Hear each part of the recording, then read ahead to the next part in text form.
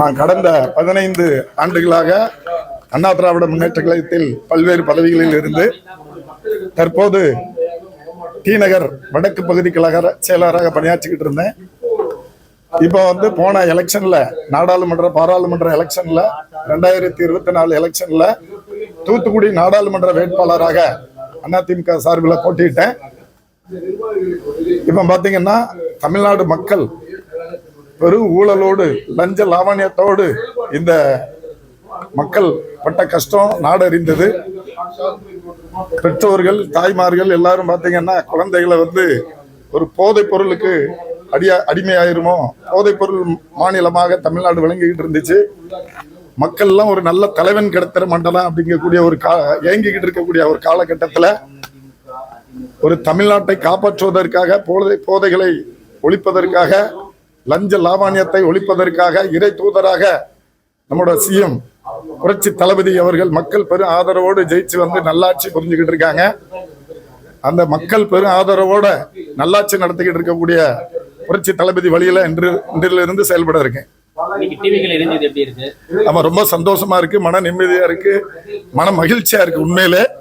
ஏன்னா எந்த ஒரு அரசாங்க ஆபீஸ்ல போய் பார்த்தாலும் இப்போ யாரும் ₹1 பைசா வாங்குறது கிடையாது. முறைப்படி எந்த பணிகள் செஞ்சுக்கிட்டு இருக்காங்க. யாரும் லஞ்சம் கொடுத்தா கூட எப்பா இந்த பக்கம் வந்துடாத அப்படின்னு சொல்லிட்டு கவர்மெண்ட் ஆபீஸ்ல எங்கேயுமே லஞ்சம் வாங்கல அப்படிங்கிற ஒரு பெரிய மக்களிடையே பெரிய பேச்சு நடமாடிக்கிட்டு இருக்கு. அந்த சந்தோஷம், போதை ஒழிப்பு நடந்துகிட்டு இருக்கு.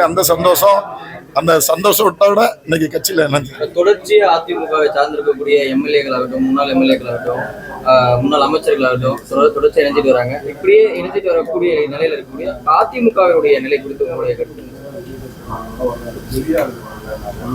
அதிமுகவில் பாத்தீங்கன்னா இன்றைக்கு வந்துகிட்டே இருக்காங்க, இங்க தவக வந்துகிட்டு இருக்காங்க. ஏன்னா காரணம் இதான், இன்னைக்கு புரட்சி தளபதியோட ஆட்சி மிக சிறப்பா லஞ்ச லாவணியத்தை அகற்றி போதை இல்லாத மாநிலத்தை நோக்கி நம்மளோட தமிழ்நாடு போய்கிட்டு இருக்கு. வருங்காலத்துல ஒரு பெரிய வளர்ச்சியை நோக்கி இருக்கும் அப்படிங்கிற சந்தோஷத்துல இங்க இணைஞ்சுக்கிட்டு இருக்காங்க.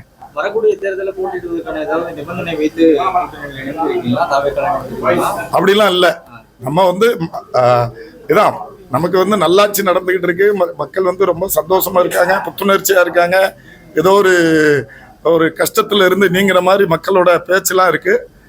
அந்த நல்லாட்சியில அவருக்கு தலைமைக்கு கீழே நம்ம இயங்கணும்னு வந்துடும்.